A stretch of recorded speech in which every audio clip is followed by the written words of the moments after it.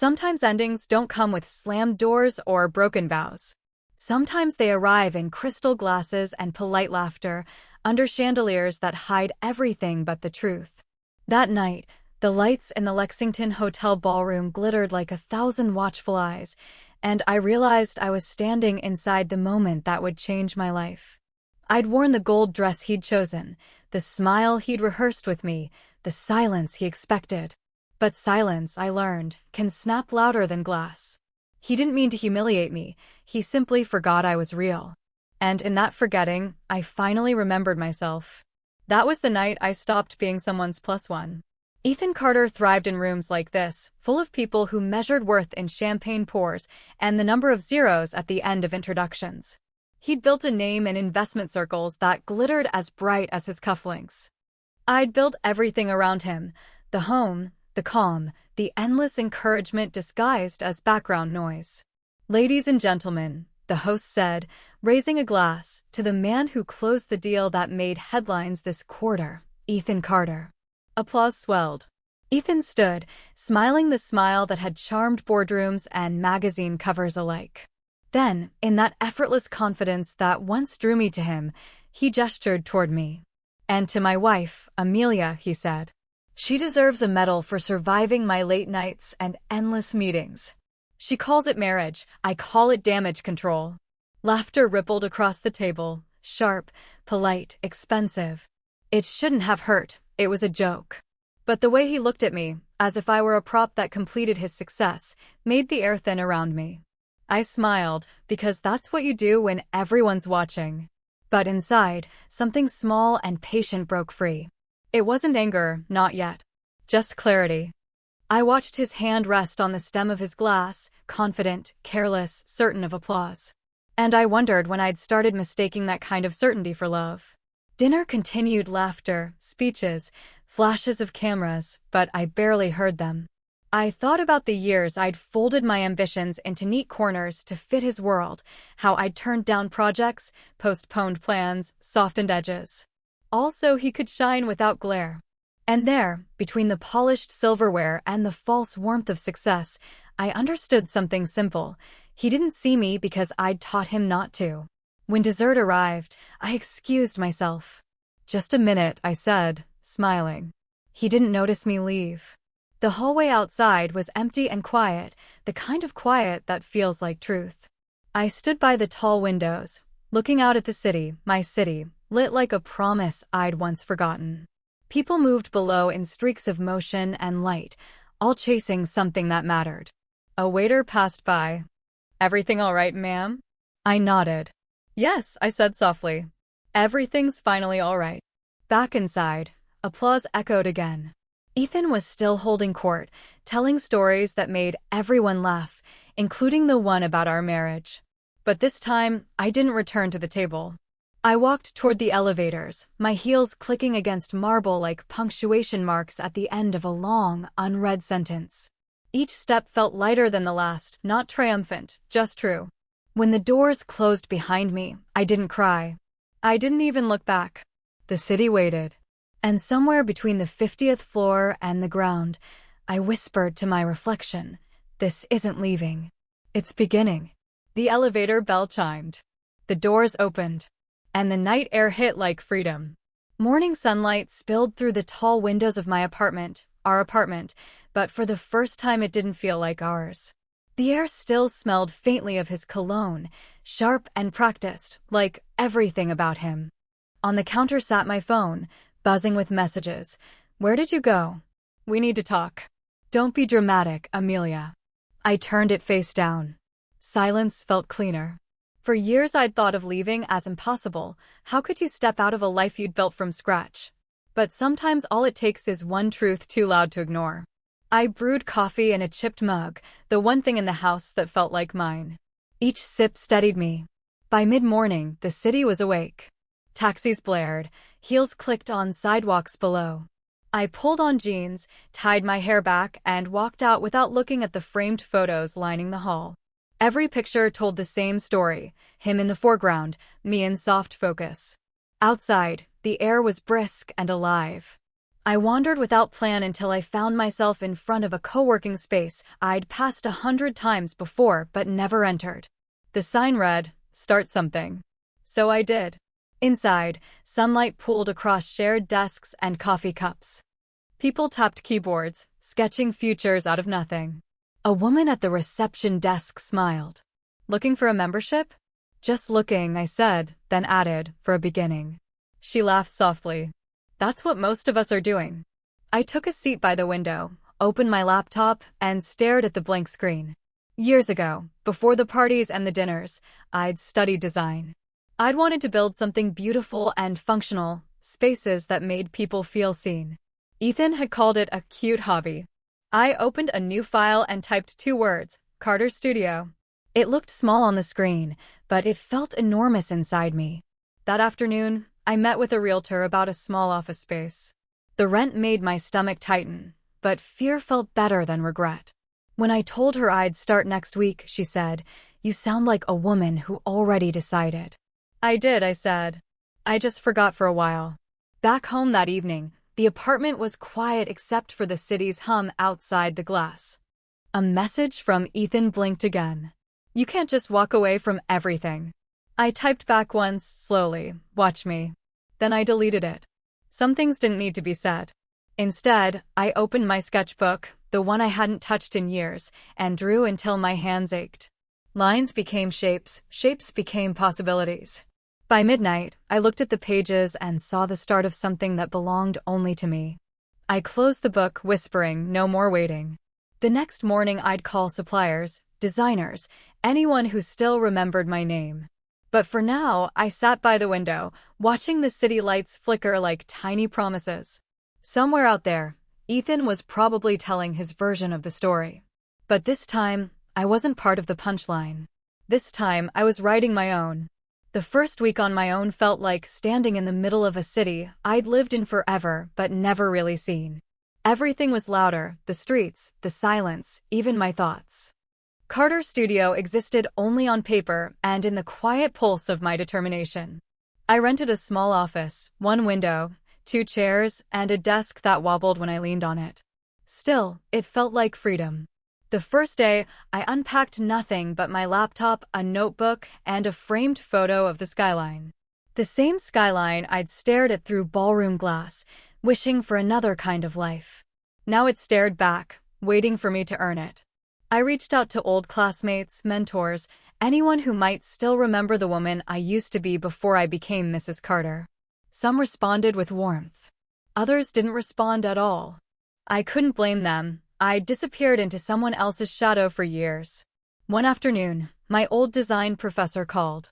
"Amelia Carter," she said. "Haven't heard that name in ages." "How are you, dear?" "Finding my way," I said. "That's the best kind of answer," she replied. "Come by my studio sometime. I have someone you should meet." The next day I did. Her studio smelled of paint and possibility. She introduced me to her protégé, a young architect named Lena who looked at me with both curiosity and respect. "I've heard of your work from before," Lena said. "You're the one who made that minimalist community center design, right?" I blinked. "You remember that?" She smiled. "It's still pinned to my mood board." Something inside me softened, proof that the version of me who once dreamed big still existed. By the end of that meeting, I had a collaboration offer. "Let's start small," Lena said. "A boutique space, maybe a cafe redesign. If it works, we'll go bigger." I nodded. Small is perfect. I'm used to starting over. The following weeks blurred into late nights and early mornings. I designed, pitched, revised, and doubted myself in equal measure. Money was tight. Every invoice felt like a heartbeat. But for the first time, every decision, every risk was mine alone. One evening, after sending off a proposal, I checked my email and froze. It was from an event management firm, a luxury brand that had seen my early sketches online. They were looking for a creative consultant for their new flagship in Los Angeles. The signature at the bottom stopped me cold. Ethan Carter, partner. I stared at the screen for a long time, the cursor blinking like a heartbeat. He didn't know I'd applied under my maiden name. He didn't know that Carter Studio was mine. I closed the laptop slowly, exhaling. The universe has a sense of irony, I thought. For hours I debated what to do. Accepting the project would mean working alongside him, stepping into the same glittering world I'd walked out of. But it would also mean showing myself, that I didn't need his permission to belong there. Finally, I wrote back, "Thank you for the opportunity. Carter Studio would be honored to consult." When I hit send, my hands trembled not with fear, but with purpose. That night, I poured a glass of wine and looked out at the skyline again. Same city, same lights, but now they felt different. They didn't shine at me anymore. They shone with me. And somewhere between the glow and the glass, I whispered, "You wanted me silent. Now you'll have to listen." The morning I stepped into the Lexington Towers conference room, the same skyline that once felt unreachable stretched beyond the glass. A different Amelia walked in this time, hair pulled back, portfolio in hand, confidence steady. The receptionist smiled. "Carter Studio?" "Yes," I said. "Appointment at 10. My voice didn't waver. Inside, executives gathered around a table lined with models and blueprints. And at the head sat Ethan. He looked up, polite, professional, then froze. "Amelia," he said, the name catching like static. "Miss Carter," I corrected gently. For a heartbeat, the room felt smaller, the air charged with old history. Then business began. I spread my sketches across the table, clean lines, open light, warmth disguised as precision. "This concept," I said, "is about visibility. People should feel seen the moment they walk in." My voice was calm but certain. Ethan watched, silent, a trace of something unreadable in his eyes. When the presentation ended, the creative director clapped softly. "This is strong work. Fresh. Human." Someone added, "Exactly what this brand needs." Ethan cleared his throat. "Yes," he said finally. "Let's move forward with Carter Studio." Outside the building, sunlight hit the glass doors like applause. I breathed in the city air. This time, it tasted like victory, not escape. Over the next month, the project consumed me. Meetings, late nights, design reviews. I crossed paths with Ethan often, every exchange polite, distant, professional. He had always commanded rooms. Now he noticed that I could too. One evening, as the team wrapped up a meeting, he lingered by the door. "You really built something," he said quietly. "I did," I replied. "Out of what you left behind." He gave a small, almost regretful smile. "You were always capable of this." "Then maybe you should have said so," I said, gathering my things. Later, in the elevator, I caught my reflection in the mirrored walls. No gold dress, no borrowed confidence, just me. The woman who walked away was gone. The one who built something stayed. At the launch party, cameras flashed again, just like the night that started it all. But this time, when someone raised a toast, it wasn't to Ethan. It was to Carter Studio. The reporter asked, "Miss Carter, how does it feel to debut your first major design in this space?" I smiled. "It feels like coming home to myself." Across the room, Ethan watched quietly. He didn't interrupt. He didn't joke. He simply lifted his glass, acknowledgement, maybe apology, and for the first time, that felt like enough. After the event, I walked out onto the terrace overlooking the city. The wind caught my hair, warm and alive. My phone buzzed, an email from another firm requesting a proposal. Opportunity didn't wait for closure. I looked back once through the glass. Ethan was still there, surrounded by people, but his eyes found me. He gave a small nod, respectful, distant. I turned away. The skyline shimmered ahead, lights stretching into possibility. The night I once called an ending had quietly become my beginning. Success doesn't arrive all at once. It creeps in through long nights, quiet mornings, and the hum of something finally working. Carter Studio began to bloom faster than I could have imagined. One client led to another. Word spread quietly through circles that used to overlook me. By winter, our office had doubled in size, the sound of laughter and ideas echoing through the once empty space. Lena leaned over her laptop one morning, grinning. "You realize we just landed 3 new contracts this week?" I smiled, half in disbelief. "Don't jinx it." She laughed. "This isn't luck anymore, Amelia. This is momentum." Momentum. A word I hadn't felt connected to in years. It used to belong to him, The man with the headlines, the speeches, the power. Now, it belonged to me and to every person who believed enough to stay late, work hard, dream big. But success has its own kind of silence, not the emptiness of loss, but the distance it builds between who you were and who you're becoming. Some nights, when the city went quiet, I'd stand by the window of my new office, staring at the skyline and wonder, had I built this out of love or defiance? And did it matter anymore? One Friday evening, Lena walked in holding a magazine. "You should see this," she said. On the cover, the new faces of design leadership. And there I was, smiling, confident, my studio name printed in gold beneath it. My heart didn't race, it steadied. Recognition wasn't the reward. Freedom was. That weekend, I was invited to speak at a luxury design summit, the kind of event Ethan once dominated. I hesitated.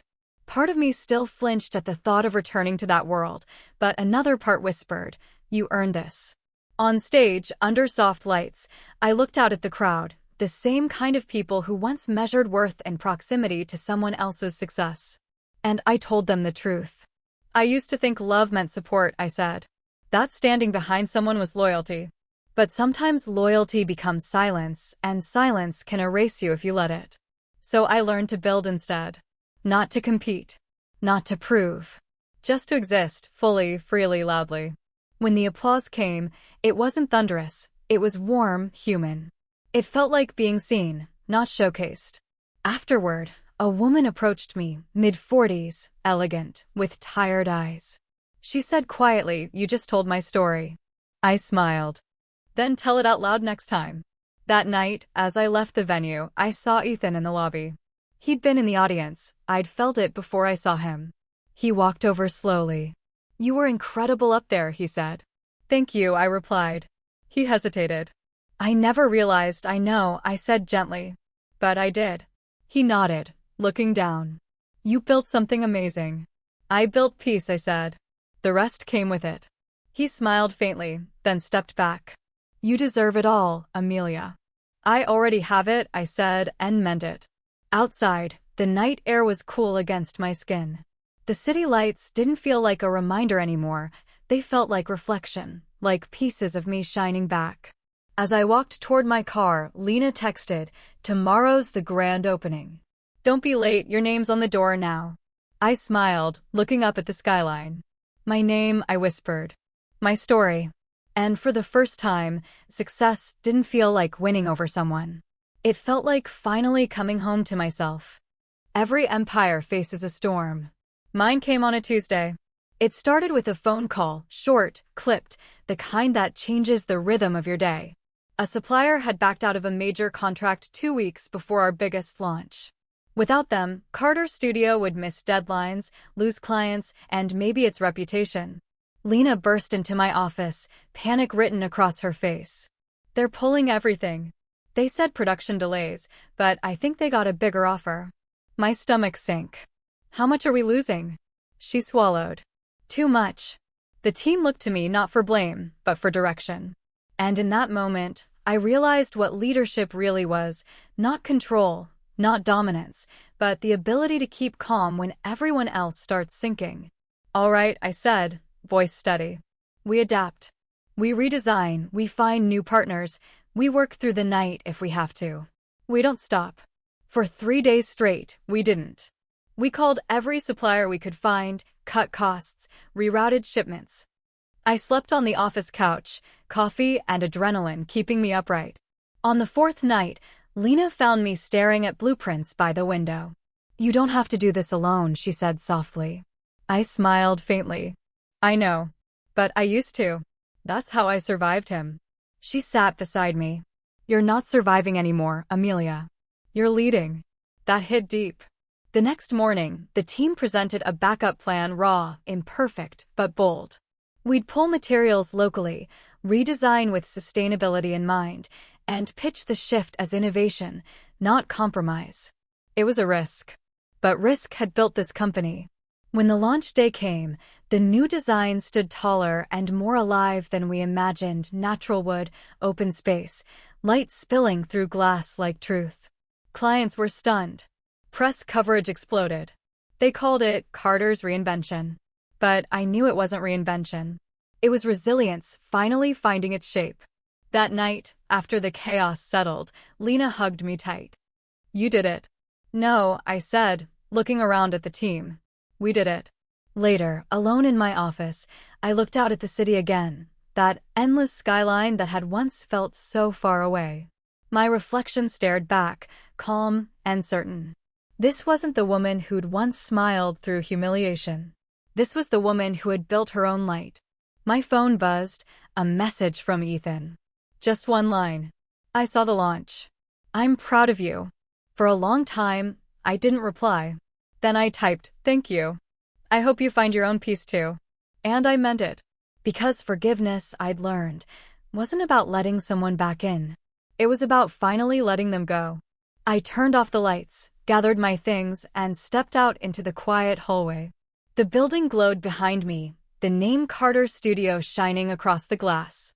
My name, my work, my peace. Autumn came early that year. The air had that clean, golden stillness that always feels like reflection. From the window of my office, the city shimmered under a soft haze, and for the first time in years, I didn't feel the pull to be anywhere else. Carter Studio had grown beyond me, new designers, new clients, new voices filling the halls with life. I spent more time mentoring than managing now. The same woman who once measured her worth in someone else's approval had become the person others came to for direction, courage, calm. That morning, Lena brought coffee and a quiet smile. "You realize it's been 3 years since launch?" I blinked. 3. She nodded. "We should celebrate." "Maybe," I said, smiling. "But sometimes the best celebrations are just days that feel peaceful." Later, as I walked through the studio, I watched my team sketching, laughing, arguing gently over color palettes. Every corner of that space held a story of rebuilding. I realized that success wasn't about the empire at all. It was about the people who helped you hold it together when it started to shake. That evening, a charity gala invited me to speak, the same hotel, the same ballroom where everything had once fallen apart. I almost declined, but something in me knew I needed to stand in that room again, this time on my own terms. The chandeliers glittered just as before, but the energy was different. No tension. No pretense. Just me, standing at the podium in a black suit that felt like armor and truth combined. "I used to think strength meant never breaking," I told the room. "But sometimes strength is what you find in the middle of breaking, when you decide you're worth rebuilding." The applause was soft, steady, real. After the event, as guests drifted away, I stepped out onto the terrace overlooking the city lights. Ethan was there, not as the center of attention, but as a quiet guest in the crowd. He approached with a hesitant smile. "You still own every room you walk into." I laughed gently. "No. I just finally know who I am in them." He nodded, eyes sincere. "I'm glad you found your peace." "So am I said. We stood for a moment, not as rivals, not as regret, just two people who had learned from the same ending. Then he turned to leave, and I let him go without sadness. When I drove home that night, the streets glowed with early autumn light. I parked outside my studio and looked up at the sign one last time before heading in. It wasn't pride I felt, it was gratitude. For the heartbreak that forced me to begin again. For the silence that taught me how to listen to myself. For the courage to stay when things got hard and to walk away when they stopped being true. Inside, the office was still, papers scattered across my desk, blueprints curling at the edges. I ran my hand over them, whispering, "We made it." Through the window, dawn began to break, the city waking, the sky opening wide. I smiled, feeling that same quiet certainty I'd felt the night I left the ballroom years ago. This wasn't revenge. It wasn't triumph. It was peace. I closed my eyes and let the light touch my face. Somewhere deep inside, the woman I once was smiled back, proud, steady, whole. And for the first time, I knew I didn't just survive my story. I'd rewritten it.